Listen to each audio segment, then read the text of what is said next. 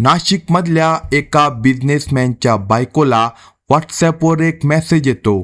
ती महिला तो मेसेज उघडते आणि तिच्या डोळ्यावर विश्वासच बसत नाही. त्या मेसेजमध्ये एक फोटो होता. त्या फोटोमध्ये ती महिला स्वतः होती आणि ती भोंगळ्या अवस्थेत होती. पण त्या महिलेला काहीच आठवत नव्हतं की हा फोटो नेमका कुठला आहे, तिच्यासोबत नेमकं हे सगळं कधी झालंय. ज्याने हा फोटो पाठवला होता तो त्या महिलेला मेसेज करतो, 1,00,000 रुपये पाठव, नाहीतर हा फोटो मी सगळीकडे इंस्टाग्राम फेसबुकवर शेअर करेल. ती महिला सुरुवातीला फार टेन्शन घेत नाही. तिला वाटतं की कदाचित कुणीतरी AI वापरून हा फोटो बनवला असेल. ती हे सगळं इग्नोर करते. ती ना कुणाला सांगते ना मनात ठेवते. पण या घटनेनंतर 3 ते 4 दिवसांनी ती महिला पुन्हा नाशिकमधील एका मंदिरात जाते. मंदिर खूप गर्दीनं भरलेलं असतं. पण जशी ती महिला मंदिरातून बाहेर पडते, अचानक एक माणूस तिच्या समोर येतो. तो आपला फोन काढतो आणि एक व्हिडिओ प्ले करून त्या महिलेला दाखवतो. तो व्हिडिओ पाहताच ती महिला पुन्हा हादरते. त्या व्हिडिओमध्ये तीच महिला होती आणि तिच्यावर जबरदस्तीने शरीर संबंध होत होते. पण ती महिला त्यावेळेस शुद्धीत नव्हती. आता तिला काहीच आठवत नव्हतं की तिच्यासोबत हे नेमकं सगळं कधी झालंय. पण आता ती समजली होती की हा व्हिडिओ खरा आहे. तो माणूस पुढे म्हणतो की हा व्हिडिओ खरा आहे आणि जर तू अजून देखील पैसे दिले नाही तर आम्ही हा व्हिडिओ इंस्टाग्राम आणि फेसबुकवर टाकून देऊ. पण त्याआधी हा फोटो आणि हा व्हिडिओ तुझ्या नवऱ्याला पाठवला जाईल. ही गोष्ट त्या महिलेला अजून जास्त घाबरवते. पण तिच्याकडे तेवढे पैसे नव्हते जे ते मागत होते. ती आपल्या नवऱ्याकडे देखील पैसे मागू शकत नव्हती. शेवटी ती धाडस करते आणि डिसेंबर महिन्यातच नाशिकमधील पोलीस स्टेशनमध्ये जाते. तेथे जाऊन ती पोलिसांकडे तक्रार नोंदवते. तसेच व्हॉट्सॲपवरून आलेला नंबर ती पोलिसांना देते. ती सांगते की हा तोच नंबर आहे आणि हा तोच माणूस आहे जो मंदिरात देखील तिला त्रास देत होता. पोलीस कोणताही उशीर न करता तपास सुरू करतात. तो नंबर कोणाच्या नावावर आहे हे शोधलं जातं. तसेच त्या व्यक्तीची लाईव्ह लोकेशन सुद्धा तपासली जाते. दुसरीकडे तो माणूस खूप कॉन्फिडेंट होता की ही महिला पोलिसांकडे जाणार नाही. पण ती महिला पोलिसांकडे गेली होती. त्यामुळे पोलीस लगेच नाशिकमधील एका ऑफिसमध्ये पोहोचतात. तिथून त्या माणसाला अटक केली जाते. त्या माणसाचं नाव होतं निलेश जाधव. सर्वप्रथम पोलीस त्याचा फोन जप्त करतात. तसेच त्याचा लॅपटॉप देखील जप्त केला जातो. थोड्याच वेळात पोलीस त्याच्या फोनची तपासणी सुरू करतात आणि ते पाहून ते पूर्णपणे हादरतात. कारण त्या फोनमध्ये त्या महिले व्यतिरिक्त अनेक महिलांचे व्हिडिओ होते. त्या सर्व व्हिडिओमध्ये महिलांचे चेहरे स्पष्ट दिसत होते. पण जो पुरुष होता त्याचा चेहरा ब्लर केला होता किंवा कॅमेरा अँगल असा ठेवला होता की त्याचा चेहरा दिसणार नाही. त्यामुळे पोलिसांना हे समजत नव्हतं की हा पुरुष नेमका कोण आहे. दुसरीकडे निलेश जाधवची चौकशी सुरू होते. त्यानंतर पोलीस एक फॉर्मल प्रक्रिया म्हणून आणखी एका युक्तीकडे पोहोचतात. त्या युक्तीचं नाव होतं अशोक खरात. हा अशोक खरात कोण होता तर हा एक असा व्यक्ती होता ज्याचं एक ऑफिस होतं. तिथं तो ज्योतिषशास्त्र आणि लोकांच्या समस्या सोडवण्याचं काम करत होता. तो लोकांना सांगायचा की तो थेट देवासोबत बोलतो आणि देवाला विचारून तो लोकांच्या समस्या सोडवतो. याच कारणामुळे त्याच्याकडे खूप लोक येत होते. पोलीस त्याच्याकडे पोहोचतात. कारण निलेश जाधव ज्या ऑफिसमध्ये काम करत होता ते ऑफिस अशोक खरातच होतं. पोलीस त्याच्याकडून फक्त चौकशी करतात. कारण त्या महिलेच्या तक्रारीमध्ये त्याचा कुठे देखील उल्लेख झाला नव्हता. पण इथेच केस पूर्णपणे फिरते. अशोक खरातकडे पोलिसांना सांगण्यासाठी एक वेगळीच गोष्ट होती ज्यामुळे संपूर्ण केस बदलून जाते. अशोक खरात पोलिसांना सांगतो की त्याच्या फोनमध्ये देखील अशाच प्रकारचे अनेक व्हिडिओ आहे आणि ते कदाचित AI बनवले गेले आहेत. हे व्हिडिओ त्याला मुंबईतील 2 बिझनेसमॅननी पाठवले आहे आणि ते त्याच्याकडून 5 कोटी रुपयांची मागणी करत आहे. पण तो पैसे देणार नाही असं तो पोलिसांना सांगतो. पोलीस ही तक्रार ऐकून घेतात आणि त्या 2 बिझनेसमॅनचा शोध सुरू करतात. दरम्यान निलेश जाधव पोलिसांच्या ताब्यातच असतो. दुसरीकडे पोलीस त्या 2 बिझनेसमॅनना शोधत असतात. जानेवारी जातो, फेब्रुवारी जातो आणि मग येतो मार्च 2026. आता इथपर्यंत पोलिसांना असं वाटत होतं की अशोक खरात हा स्वतः एक विक्टीम आहे, तो देखील त्रास सहन करत आहे आणि त्याच्यासोबत देखील तेच होत आहे जे त्या महिलेबरोबर झालं होतं. पण 17 मार्च 2026ला संपूर्ण गोष्ट बदलून जाते. 17 मार्च 2026 रोजी नाशिकमधील पोलीस स्टेशनमध्ये एक महिला येते. ही महिला साध्या कुटुंबातील नव्हती, तर ती एका मोठ्या अधिकाऱ्याची बायको होती. ती पोलीस स्टेशनमध्ये येऊन तक्रार नोंदवायला सुरुवात करते. ती सांगते की तिने अशोक खरातबद्दल खूप ऐकलं होतं. अनेक राजकारणी, मोठे अधिकारी त्याच्याकडे जात होते, म्हणून तीही तिच्या कुटुंबाबद्दल जाणून घेण्यासाठी त्याच्याकडे जाण्याचा निर्णय घेते. ती सांगते की ती त्या व्यक्तीकडे 2 ते 3 वेळा गेली होती. त्या दरम्यान तिने वेगवेगळ्या पूजा आणि अनुष्ठान करून घेतले होते. 3ऱ्या वेळेस अशोक खरात तिला खायला प्रसाद देतो आणि पिण्यासाठी पाणी देतो. त्या पाण्याला तो ओशनो जल म्हणायचा. तो म्हणायचा की हे जल तो स्वतः तयार करतो आणि ते पिल्यावर तुमच्या सगळ्या इच्छा पूर्ण होऊ लागतील, असं तो त्या महिलांना सांगत होता. ज्या महिलेनं तर पाणी पिलं आणि त्यानंतर तिला कळलंच नाही की ती कधी बेशुद्ध झाली. काही वेळानंतर जेव्हा तिला शुद्ध आली तेव्हा तिने पाहिले की तिचे कपडे अस्ताव्यस्त पडले होते. तिला वाटलं की तिच्यासोबत काहीतरी चुकीचं झालं आहे. थोड्याच वेळात तिला समजलं की तिच्यावर अत्याचार झाला आहे. ती शुद्धीवर येताच अशोक खरात तिच्यासमोर येतो. तो आपला फोन काढतो आणि तिला काही फोटो आणि व्हिडिओ दाखवतो. त्या व्हिडिओमध्ये तीच महिला होती आणि तिच्यावर लैंगिक अत्याचाराबरोबर शरीर संबंध देखील झाले होते. आणि तो करणारा दुसरा तिसरा कुणी नसून स्वतः अशोक खरात हा होता. तो तिला धमकावतो, जेवढे पैसे सांगितले तेवढे दे आणि पुढे जे काही मी सांगेल ते कर, नाहीतर हे व्हिडिओ मी व्हायरल करेन. ती महिला घाबरते आणि शांतपणे घरी जाते. पण त्यानंतर देखील अशोक खरात थांबत नाही. तो वेळोवेळी तिला बोलवतो आणि तिच्यावर पुन्हा पुन्हा अत्याचार करतो. ती महिला मानसिकदृष्ट्या खूप त्रस्त होते, कारण हे सगळं थांबतच नव्हतं. हळूहळू वेळ जातो, पण शेवटी ती एक मजबूत निर्णय घेते. ती ठरवते की ती पोलिसांकडे जाईन आणि डिसेंबरमध्ये ती पोलीस स्टेशनला जाऊन तक्रार नोंदवते. आता पोलिसांसमोर खूप मोठा प्रश्न उभा राहतो, कारण अशोक खरात हा साधासुद्धा माणूस नव्हता.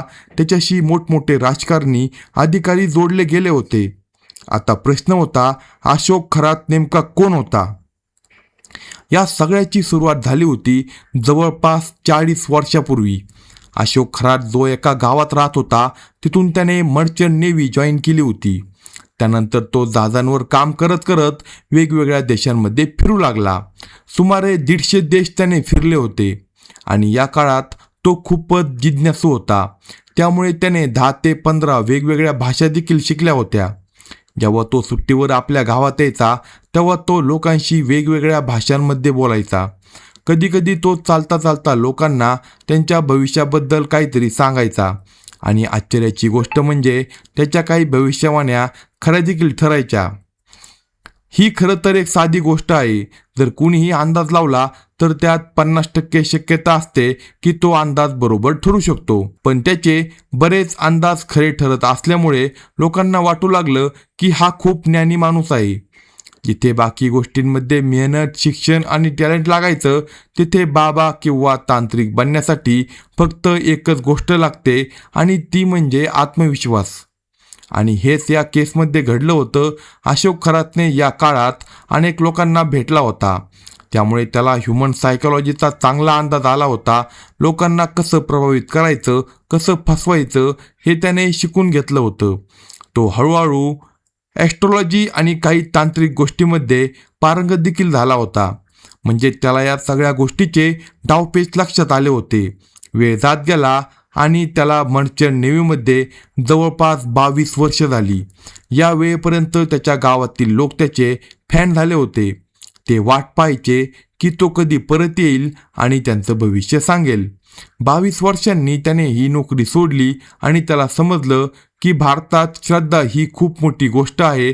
जर लोकांना घाबरवलं तर त्यांना सहज फसवता येतं आणि इथूनच त्याने भीतीचा व्यवसाय सुरू केला. तो लोकांना वेगवेगळ्या भविष्यवाण्या सांगू लागला. त्यातील काही योगायोगाने खऱ्या ठरत होत्या आणि त्यामुळे लोकांचा त्याच्यावर विश्वास वाढत गेला. हळूहळू त्याचा व्यवसाय वाढू लागला आणि त्याने विचार केला, गावात राहून एवढे मिळतंय, जर आपण शहरात गेलो तर आपल्याला खूप जास्त पैसा मिळेल. त्यामुळे तो नाशिक शहरामध्ये शिफ्ट झाला आणि तिथे त्याने एक ऑफिस सुरू केलं. सुरुवातीला थोडे लोक येत होते, पण त्याचं नशीब बदललं जेव्हा नोव्हेंबर 2022 मध्ये मुख्यमंत्री एकनाथ शिंदे त्याच्या ऑफिसमध्ये आले. तेही त्याच्याबद्दल ऐकून आले होते. त्याला भेटल्यानंतर त्याच्या बोलण्याने मुख्यमंत्री प्रभावित झाले. त्यांनी तिथे पूजा देखील केली. या भेटीचे फोटो आणि व्हिडिओ इंस्टाग्राम तसेच फेसबुकवर व्हायरल झाले आणि त्यामुळेच इथे मोठे मोठे अधिकारी, IAS, पोलीस सगळे त्याच्याकडे येऊ लागले. लोक त्याच्याकडे आपल्या समस्या घेऊन यायचे. तो त्यांना अंदाज लावून उत्तर द्यायचा आणि काही अंदाज खरे ठरत असल्यामुळे त्याची लोकप्रियता अजून वाढली. पण इथेच गोष्ट एकदम वेगळी वळण घेते जेव्हा अशोक खरातकडे याच मोठ्या अधिकाऱ्यांच्या बायका येऊ लागल्या किंवा काही महिला अधिकारी स्वतः येऊ लागले. वेळ जसा जसा पुढे जातो तसं तसं तो महिलांचा विश्वास जिंकू लागतो. असं मानलं जातं की तो त्यांना ओशनो जल देत होता. अनेक वेळा मोठे अधिकारी त्याच्याकडे हेलिकॉप्टर पाठवत असायचे आणि त्या हेलिकॉप्टरमधून हे ओशनो जल तो त्यांना पाठवायचा. पण त्या महिला त्याच्या ऑफिसमध्ये यायच्या, त्यांना तो प्रसाद द्यायचा आणि पिण्यासाठी पाणी द्यायचा. असं मानलं जातं की त्या पाण्यात तो बेशुद्ध करणारी औषधं मिसळत असायचा आणि ओशनो जेलमध्ये तो व्हायग्रासारख्या गोष्टी देखील मिसळत होता. तो हळूहळू परिस्थिती आपल्या नियंत्रणात आणत होता आणि जेव्हा त्याला खात्री होत होती की महिला त्याच्या कंट्रोलमध्ये आली आहे, तेव्हा तो तिच्यावर लैंगिक अत्याचार करत असायचा. काही महिला पूर्णपणे शुद्धीत नसायच्या, तर काही महिलांना तो मानसिकरित्या मॅन्युप्युलेट करत असायचा. उदाहरणार्थ, जर एखादी महिला म्हणाली की तिला मूल होत नाही, तर तो वेगवेगळ्या पूजा करत असायचा आणि मग तो सांगायचा, तुमची योनी पूजा करावी लागेल आणि त्यासाठी मी स्वतः ती करेल.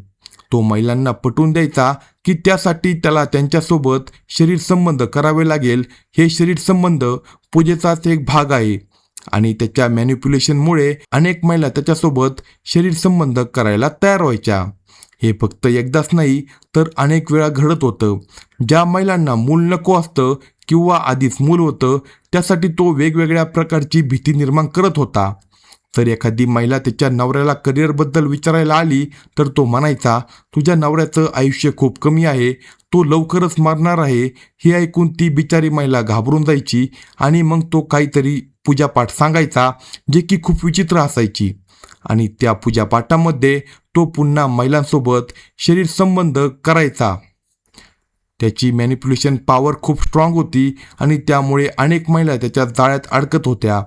हे सगळं करताना तो सगळं CCTVमध्ये रेकॉर्ड करायचा आणि त्या व्हिडिओ नंतर तो स्वतः पाहायचा आणि ते सगळे व्हिडिओ नंतर तो स्वतः पाहायचा. सगळं नीट रेकॉर्ड झालं आहे की नाही हे ते स्वतः चेक करायचा आणि मग त्या व्हिडिओच्या आधारे तो त्या श्रीमंत महिलांना ब्लॅकमेल करायचा. बहुतांश महिला मोठ्या घरातील असल्यामुळे त्या त्याला शांतपणे पैसे द्यायच्या, कारण त्यांना बदनामी नको होती. आणि अशा प्रकारे तो अनेक वर्षांपासून हे सगळं करत होता. या सगळ्या गोष्टी चालू असतानाच 17 मार्च 2026 रोजी ती महिला पोलिसांकडे तक्रार नोंदवते. ही तक्रार मिळाल्यानंतर पोलीस स्वतः घाबरतात, कारण हा एक असा मोठा माणूस होता ज्याचे संबंध मोठ्या मोठ्या राजकारण्यांसोबत, अधिकाऱ्यांसोबत होते. पोलिसांना समजत नव्हतं की अशा युक्तीवर कारवाई कशी करायची.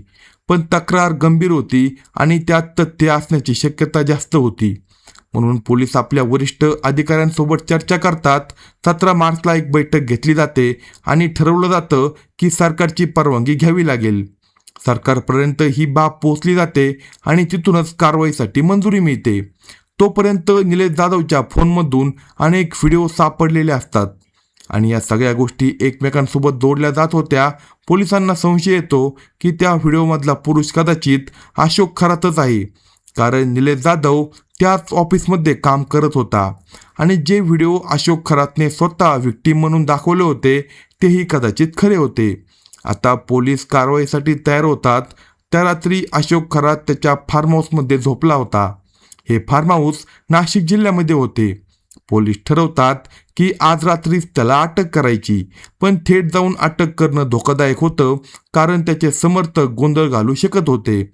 म्हणून पोलिसांनी एक प्लॅन तयार केला. ते फार्म हाऊसच्या बाहेर जाऊन चोर चोर असा आवाज करायला सुरुवात करतात. सायरन वाजवतात. लोक बाहेर येतात आणि काय झालं ते पाहायला जातात. या गोंधळात काही पोलीस आतमध्ये जातात. ते दरवाजा ठोठावतात आणि सांगतात की घरात चोर घुसले आहे. घरातील लोक घाबरतात आणि ते पोलिसांना आतमध्ये येऊ देतात. लोक बाहेर जाऊन तमाशा पाहायला लागतात आणि या संधीचा फायदा घेऊन पोलीस थेट अशोक खरातच्या बेडरूममध्ये पोहोचतात आणि त्याला बेडवरूनच अटक केली जाते. आता पोलीस स्टेशनमध्ये त्याला आणलं जातं आणि त्याची चौकशी सुरू होते. 18 मार्च रोजी त्याला कोर्टात हजर केलं जातं आणि 24 मार्चपर्यंत त्याची पोलीस कोठडी देखील पोलिसांना मिळते. त्यानंतर त्याचा फोन, लॅपटॉप, पेन ड्राईव्ह सगळं जप्त केलं जातं. तपासात अशाच प्रकारचे 58 व्हिडिओ सापडतात. पण प्रश्न अजूनही उरतो की फक्त 58 महिला होत्या की त्याने अजूनही काही महिलांना बळी बनवलं आहे. याच दरम्यान सोशल मीडियावर एका महिलेचं नाव चर्चेत येतं, रुपाली चाकणकर. याबद्दल कोणतीही अधिकृत पुष्टी नाही. ती महिला महाराष्ट्र महिला आयोगाची अध्यक्षा होती.